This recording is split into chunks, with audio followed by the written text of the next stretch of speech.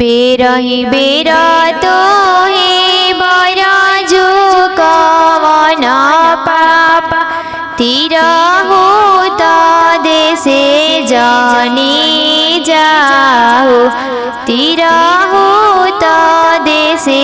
जनी जाओ जब तिर होतिया साजी है बरियतिया अकिले जई है राई अकिल जई है राई के करब थेलाया जरे से पांजर के करब थेला का पार के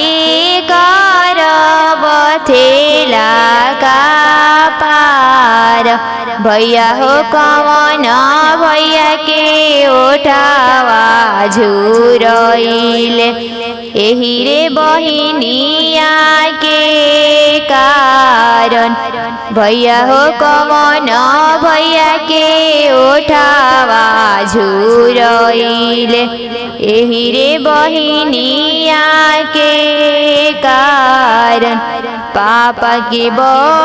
बथिलाया जरे से पांजर पितिया के बथेला का पार पितिया के बथेला का पार भैया हो कवन भैया के उठावा झुरइले एही रे बहिनिया के कारण एही रे बहिनिया के कारण।